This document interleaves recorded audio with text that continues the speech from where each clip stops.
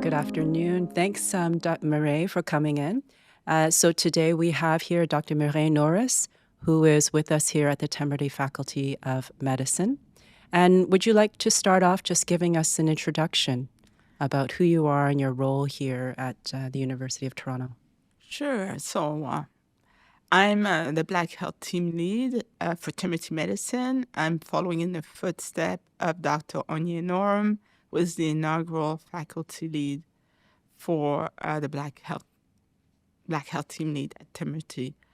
And I've been in Toronto since 1996, coming here after completing core internal medicine to do a subspecialty in geriatric medicine. So I'm also staff at Sunnybrook, geriatrician, and since 2020 also the Department of Medicine faculty lead for Black and Indigenous medical learner. And in that capacity, I've been tasked to help recruit, mentor Black and Indigenous medical students to apply to core internal medicine. Great. Thanks, Dr. Norris. Would you prefer for this interview, how would you like to be referred You can to? call me Dr. Mimi. Dr. Mimi. Okay, great.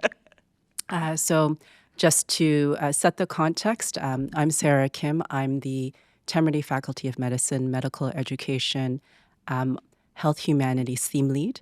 And I've invited Dr. Mimi here just so we could have a conversation now that Black History Month has passed for this year, 2024. And really wanting to have more of a, candid discussion.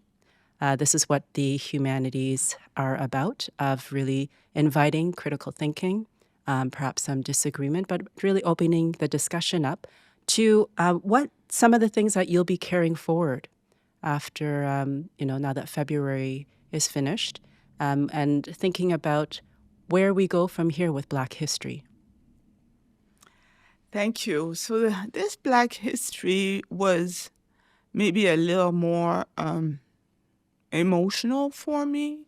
I think that since taking on the role of the Black Health Team Lead, on top of my other role with the department, I've been a lot more intentional in engaging in activities during Black History Month. I've seen a play called L'amour tel une cathédrale ensevelie. And, for people who don't speak French, this title is really associated with, it happens in Haiti. It reflects the experience of both people from Haiti. And during the earthquake, the cathedral in Haiti just crumpled. And in this theater play, which was a collaboration between Crow's Theater, English theater, and the Théâtre Français de Toronto francophone, there were French subtitle. This was very moving. There were images in the background that were from a documentary of that came from something called Fire at Sea, where you witness both people as they arrive close to the destination, fire sets to their boat, and you see them drown. This is the background of the story where you're seeing the emotional expression of a mother who's lost her child, who attempted to reach from Haiti to Canada, and he could not come to Canada because of being 30 years old. Bureaucracy got in the way of him rejoining his mother through normal pathways. And so he takes the boat to reach America. And you learn in the play that he dies at sea, but you are moved by the emotional experience of the mother who cries for the loss of her son, and the images of this documentary where you see how people who are trying to escape suffering die. And this was very triggering for me. Mm-hmm. Can you say a bit more about some of the reflections that came up for you as you mentioned at the start of this month, we had another discussion where you were celebrating the richness of Black history through a lot of the arts and culture. And so, as you've spoken about your experience watching this play, what is it that is sitting with you that gives you thoughts about what you want to carry forward beyond Black History Month? Thank you. So I saw this play with my fiance, who's a proud Black man from Trinidad, and my son, and who has visited Haiti. And while I was moved by the artistry and I could hear the music that was expressed in Creole, both my son and my fiance were very emotionally stirred in a negative way, feeling that the play showed some negative image that are shown in the media about suffering and death and escaping a beautiful country because of oppression and poverty. So it really struck to me on the experience of Black men in America, the violence that is felt by Black men, how anti-Black racism is particularly deadly and threatening to Black men. And this was, again, reminded to me through a spoken word artist, Dwayne Morgan, who's a Black man from Scarborough, who described his experience of becoming a spoken word artist. And he is internationally renowned. He was invited by Obama. And in one of his spoken word poetry, he describes how he was so grateful to be the father of a Black girl, and how that brought the awareness how he would father a Black girl to make her feel empowered, make her recognize the threat of patriarchy and have the courage to speak up. And it was quite moving, that reflection of both this poetry as well as the play. So I also been reading the book All About Love by Bell Hooks. And what struck me about this book was talking about love as a spiritual pursuit, as a verb, the action of loving, loving through action, and how love can really transcend a lot of suffering. And this then ties into the movie that I saw during Black History Month, One Love, that portrays a period within the life of Bob Marley, portrayed by the actor Kingsley, and the relationship with Rita Marley, and how Bob Marley had a message of love, and how his life was threatened as he acted to try to bring a message of unity. And in Jamaica, when there were really a civil war that involved political party that were, having different view, and it was really brought a lot of reflection. Also, the message of Bob Marley, who was diagnosed late with melanoma and was dying, and talked about how his life didn't matter. It was really the people, and talking about how reggae is the voice of the people. And, he died, I believe, in 1981, if I'm correct.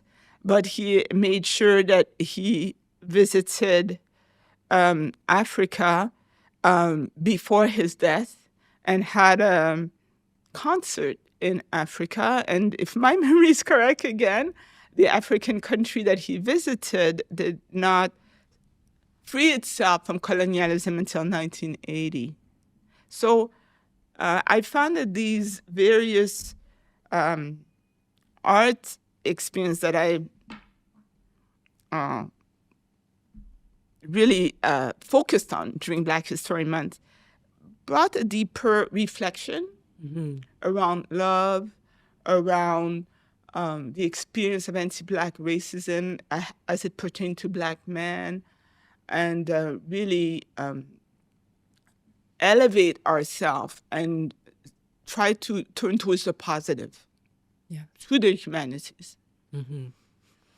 Yeah, you've described a lot of different experiences through the arts this month, which sound like you've heard a lot of different stories, and that perhaps these were different mediums through which people could express their voice. I'm wanting to circle back where you mentioned that when watching the play, that your son and husband had some negative reaction. And I'm curious for you to speak about that more, about that experience of racism that they've had and the stereotypes that they feel they may have been subjected to around, the Black identity and violence. I'm wondering if you can speak a bit more about that, of what kind of thoughts came up for you as they expressed their experience of that play and what it brought up for them. Yes, thank you. I actually stayed after the play and heard the artist express why he wanted to show it in that way. So he's a Black man, and his mother and him lost their son and brother. So he wanted to depict the pain of his mother. However, my fiance and my son both have been, my son has been targeted by police. He's been profiled by police. He's been labeled as resisting arrest during the COVID pandemic when he was profiled and he was minding his business, doing nothing wrong, and really feeling frightened. He was tased and admitted to a hospital on a Form 1 when there was no psychiatric diagnosis. And I was called by police saying that my son had been admitted. So my son experienced that despite being light-skinned and not necessarily, showing much African ancestry. My partner described himself as a proud Black man. And after this play, we had, kind of a sensitive conversation where he reminded me to not only see him as a man who happens to be Black, but as a Black man. Yeah. And he reminded me that, in my neighborhood, which is predominantly white, he has had to be very careful as he stands out, and he's tall, 6'1", and he has observed behaviors when we went out together to enjoy dancing where women pulled their purse next to him as if he could potentially harm them. Or we've had situation where he reached my home before me. We're traveling in 2 cars, and for fear that neighbors might alert police, wondering what he's doing in the car waiting for me, he intentionally waited in the parking lot of the hospital in the public area so as to not alert suspicion and calling for police. So, and he's a professional who works in healthcare. And he navigated his life avoiding those situations, but now that we live together and I live in this neighborhood, he brought to my attention how he never experienced as much anti-Black racism as he has since being in my life. So he's experienced more racism as a Black man since entering, I see. Okay. Yes, whereas for me, as I have now been more intentional of working in an environment where I serve the Black community at the South Francophone, where half of the population is Afro-Caribbean, doing some consultation at Bendel Acres, where 95% of the staff is Afro-Caribbean, I've never received so much love. So this was a real light bulb moment for me to realize how I had developed a thick skin towards some of the slights that I experienced all my life. And I had developed blinders and folders and become a little deaf and let things pass over my head. So this play was quite stirring, and it brought this conversation and this awareness, on how it was different for him now that he's exposing himself more. And while I'm actually now experiencing a wellness and a welcoming that I never experienced, now that I'm actually going the other direction. Yeah. So quite stirring. And it sounds like these experiences through, having these critical discussions after watching different works of art or poetry, the movie. It sounds like you have some really rich discussions with your partner whose experience has been so different as a Black man, Yes. who is darker skin Yes. than your experience as a Black woman with lighter skin. And you've also described that of your son, who also sounds like he is of lighter skin.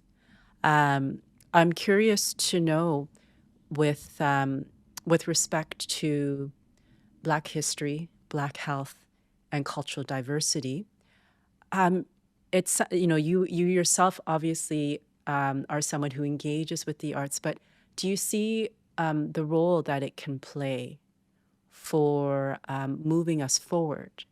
As we reflect on Black history, what do you see as us moving forward, and the role that the arts and humanities can play in a future that you would like to see? Thank you for that. The arts trigger emotion. So, seeing images of both people dying at sea in the background of a play where you see the pain of the mother who has lost a son expressed with passion, and there's a choir of singers who are singing in Creole about the loss of a life, is so stirring. Similarly, the beauty of the movie One Love, the power of love, and affirmation of love, and commitment to love. So I'm a dementia expert, and there's something about emotions. The amygdala is the part of the brain that is really linked to emotion. We talk about the old brain, and this part of the brain has a lot of connection with the cortex. So we know that memory can be more encoded when there are emotions associated. So I think humanities can really help bring more understanding of the Black experience, more recognition of the importance of Black health for the purpose of improving health outcomes. So when we're talking about centering the Black health curriculum, when we're talking about the importance of mentoring Black medical student and Black resident who are experiencing racism as they're navigating their learning experience, I think humanities can help humanize, those experiences of racism and help people really grasp the impact of this on the person. But if we need to transcend and move past those painful experience of racism, but also for those who do not experience racism and for whom they've grown to let it pass over their head, as I have, right? As someone who was always in white spaces, someone who benefited from privilege and affluence and colorism, appreciate that the experience of racism is different for people who are dark-skinned. It is different for men. It's tremendously harmful. And if we do not address the disparate health outcome of racialized and Black people, we all suffer because we work in a public health system where the resources for healthcare are finite. And therefore, if a group is disproportionately negatively affected, has a higher negative health burden, and this health burden comes at a higher cost, then the whole society is negatively impacted. So sometimes people have difficulty connecting the dots between the need to address anti-Black racism and the impact on the health outcome, not only of Black and racialized people, but of our whole society. Mm-hmm. Yeah, and I love that you brought up how the health impacts on one group is never an isolated event, that we are all interconnected. And so I'm so glad that you brought that up. It's interesting that you spoke a lot about this opening that the arts gives. As you mentioned, the work of Bob Marley, where a lot of his music, to me, was centered around opening of the heart, which is, in a sense, the way I see the arts, that the arts are a means of questioning, but it's also a portal to connect hearts. And I've always seen the humanities as a way to provide a framework for being able to consider other perspectives, and also to challenge what may be a dominant perspective. And you spoke so beautifully about that as you've engaged with your partner and begun to reconnect with the Black community, seeing what perspective that you thought was the one way to exist was something that actually was only a way, and that it may not have actually been speaking and resonating with who you are as a person. So I'm Totally. curious if you want to speak more about that. Thank you. I think that because I arrived here at the age of 2, because my father really passes for white, and I grew up in white neighborhood, I went to school where often I was the only Black person. Unconsciously, I really adopted ways of behaving, ways of talking, values that are more aligned with the predominant white culture. Something you might not know about me, I did the Miss Black Quebec beauty pageant before the internet is available. So if you Google me, Quebec Black beauty pageant, you will not find me. It was 1982. But I came third runner-up. But I was told, you're not a real Black person. So that struck me, in terms of having adopted views and ways of seeing the arts more, not really as someone who embodies the Black experience, because I always was socialized in white environment. So during this Black History Month, I was reminded that some of the way I viewed some of the offering as display was more from the lens of someone who may not actually feel the pain of anti-Black racism. It was very humbling. It was also triggering. And it brought kind of a light bulb moment in my mind to realize, oh, look at how now, I am recognizing all of the acknowledgement and validation from the Black community, that's my community, that recognizes me, whereas as someone who always experience my professional life, my education in white environment, I developed a real kind of tough skin, a kind of numbing of some of the racist experience that I had throughout my career. I learned to just, as I think it's LeBron James who said, shut up and dribble. So I became very skilled at the art of shutting up.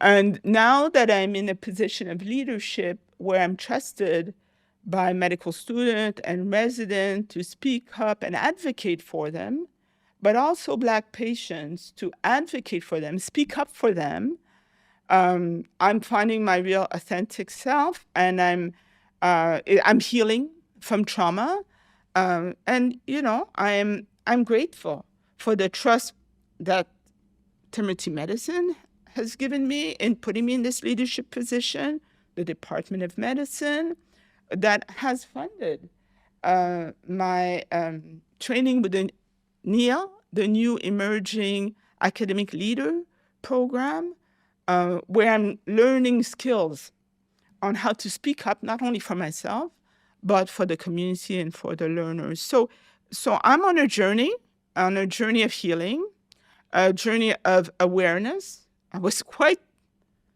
struck by how this play brought this awareness in me on how I had navigated life so far. And I'm reminded, to be more sensitive, aware, anticipate how, the Black men in my life, are likely to be perceived in a different way. It even led to a conversation, not only with my partner, with some of my colleagues, about the fact that I might have to move because the environment that I live could potentially be harmful, if not deadly, for my partner. And I never had that awareness before. And it was stirred by this play. I'm really glad you did also bring up that quote that was said to LeBron James by, one of the NBA. I don't remember if it was an NBA official where he was literally told, just shut up and dribble. And it really speaks to, through the experience of someone who is the oppressed or deemed to have less power, how people adapt their behaviors to try and survive. Now, I think what's really admirable about LeBron James is that he chose to use his voice to actually speak out, and has been actually a wonderful role model and generous individual in terms of, I think, raising up the Black population and people, and being a really model representative of someone who's worked very hard and then used his success to benefit the community. Hearing about your experience where now you're on a different journey where your eyes have been opened, the blinders have been taken off. It's very similar to the Asian experience. I remember there was this, it still exists, is that some people would refer to you as a banana or a Twinkie because you were yellow on the outside but white on the inside, when to refer to those who had assimilated their behaviors in order to fit in to white society. And really been thinking about that in terms of right now, as we are in a time where we are looking more around the idea of equity, diversity, and inclusion, and what does that mean for cultural diversity, and defining cultural diversity, and how do we move forward together. And listening to you speaking about, a variety of different Black experiences, I'm wondering if you have any thoughts around that, of the Black experience within this framework of trying to move towards celebrating and really leveling out the idea of cultural diversity and equity and inclusion. What thoughts come up for you? Oh my God, this is so important, right? Race is a social construct, and as someone who was born in Haiti, my 23andMe uh, analysis shows that I have this diversity from West Africa, heritage of the transatlantic slave trade, as well as European ancestry, tracing back to France, Spain, England, as well as Middle Eastern ancestry. So, the challenge that we have when we label someone as Black is the threat of seeing the group as monolithic, whereas the experience of Canadian Black people, some of whom are trace their ancestry back to slaves who left America. Some come from the Caribbean. More recently, there's a whole diaspora from Africa. So there's tremendous diversity within the Black community. With the experience of slavery, you have links back to France, England, Spain, even the Dutch Caribbean. Within Africa, you have the complexity of North Africa, Sub-Saharan Africa, South Africa, again, the various influence of German, English, French, colonialism, as well as the religious, Christian, Muslim, Jewish, influence. So the Black diaspora is extremely diverse, and we actually trace genetic ancestry as the most diverse in Africa, and those genes have spread throughout the world.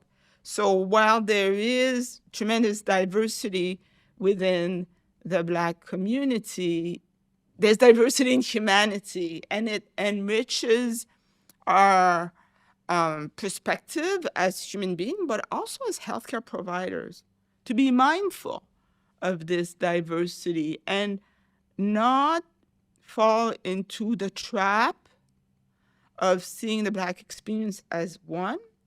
Actually, I've been doing some work on mentoring of Black learners with the help of Chila Kalasai, who is a cultural anthropologist and education scientist.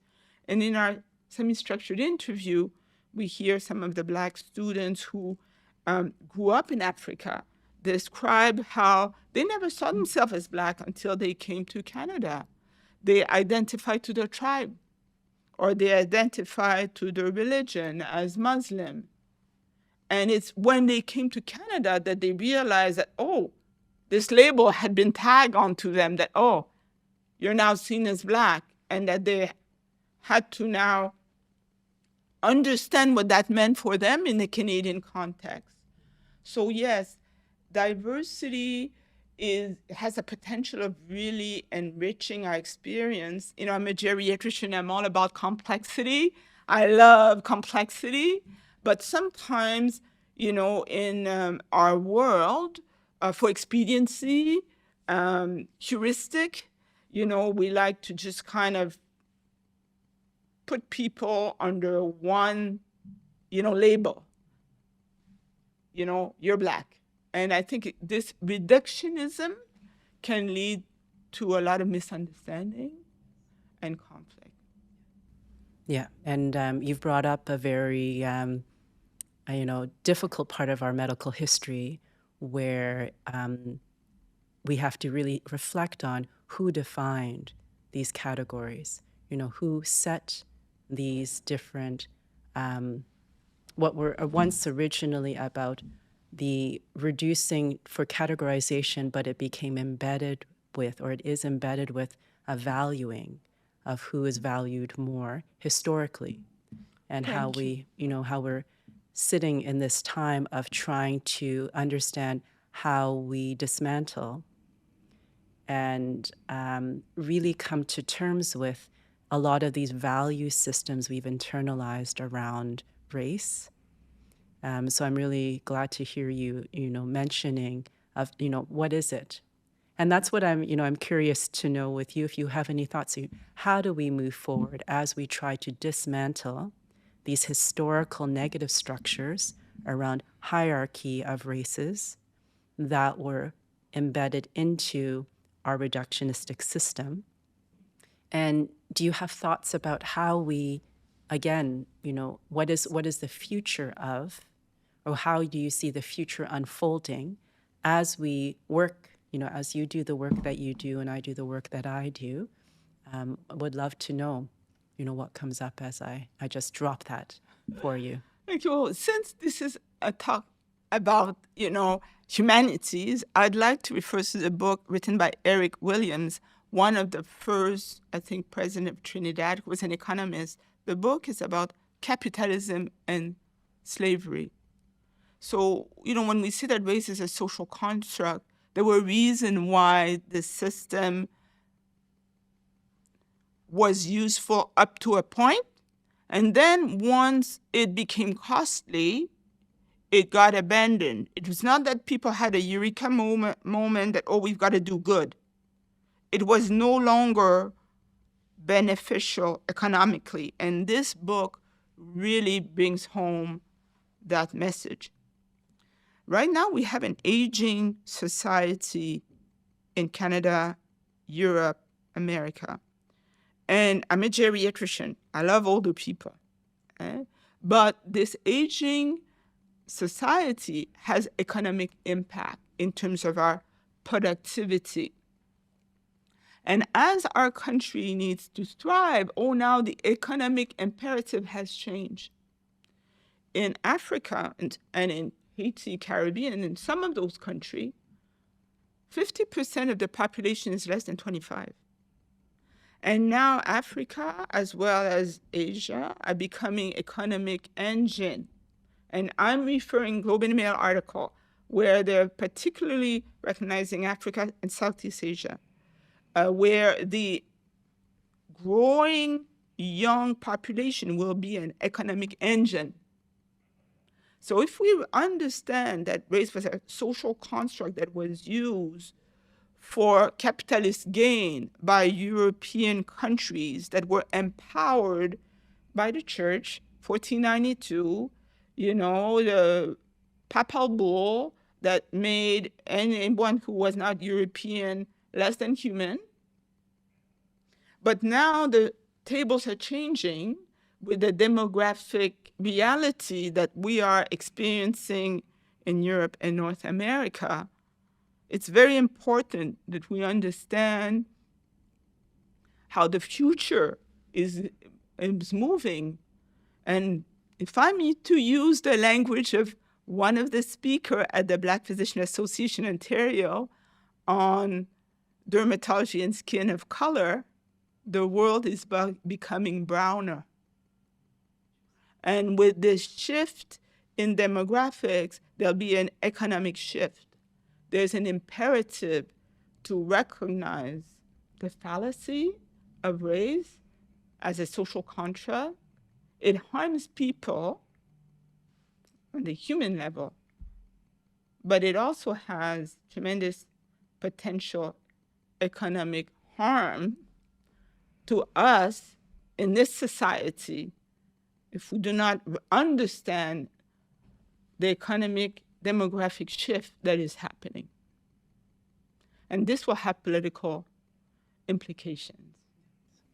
Yeah. As I listen to you speak, it makes me think about how one of my concerns that I would really like to see as we move forward in the future is how do we remove the social violence, in a sense? where we don't repeat the same sort of oppressive violence as we try to, you know, make society more equitable. That's something I do struggle with, being part of a diverse group of friends where everyone, it's a very painful time, I think, in the world. There's a lot of pain. And you mentioned this actually in our earlier discussion when you had watched the movie at the start of Black History Month. You Origin. watched Origin, and you said a phrase where this thing of the Olympics of oppression, of whose pain matters more. It's a thorny issue where my hope is that we can actually reimagine structures that are not rooted in social violence. And I think, it makes me think back to, again, think about Bob Marley, is how do we move forward where our hearts are connected, where, I don't know how else to phrase it, where we move forward in trusting in the love and the compassion for one another, to really reimagine structures. And I wonder if you have thoughts around that. I feel like you do. Yes. And I'm going to start with the positive. I will say, read All About Love by Bell Hooks. And in her book, talking about how, the lack of love in our societies, the predominant violence is harmful to everyone.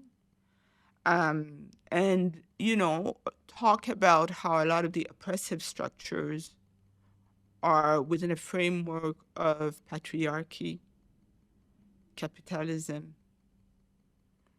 and that those structures that promote gun violence, gun ownership, domestic violence are dissociated from love. And, I'd like to say that as a proud Black woman of Caribbean origin, I want to see women empowered. I want to see the voice of women lifted up. I want to see, men speak against those oppressive structures. When I visited Haiti after the earthquake, 2016, was very interesting for me in the museum to see both men and women being credited for the success of the rebellion that made Haiti the first free Black republic. So if we can have better balance, and really, again, to use the word of Bell Hooks, right? See love as a spiritual pursuit, as an action, as a verb, and move away from those oppressive structures. This capitalist structure is one way that has been associated with winners takes all and oppression, but there are other cultures. In Africa, there's the term Ubuntu. My humanities sees the humanity in you. I am because you are. And and I plan to visit Africa, and I think we see some of the violence in Africa being fostered and fueled because of the forces that are agitating for resource. So it's also some of these oppressive capitalist structures that are behind violence. So I want to be hopeful, and I want to focus on love and our common humanity. And that's what I would say. That's wonderful. Yeah. Those are some really lovely thoughts as we wind down this discussion. And I'm wondering, just in closing, if you have any last words or thoughts that you'd like to say on this discussion around Black health, Black history, the power of the arts and the humanities, the power of love. Is there anything else you would like to say in closing? Well, I really believe in the power of the art to trigger those emotions that can help us have a higher level of consciousness and awareness, bring beauty, bring love, and move away from a dialogue of Olympics of oppression and recognize our common humanity and our common suffering that is part of the human experience. And hope that, in Black History Month, we are reminded of the role of Black people in our society. We want to not forget the harm done by the transatlantic slave trade and oppressive powers that are capitalist. And through the art, we be reminded of the beauty that has been brought in our society through many Black artists, Bob Marley, literature, bell hooks, music, Oscar Peterson, scientists. And Black History Month is an opportunity to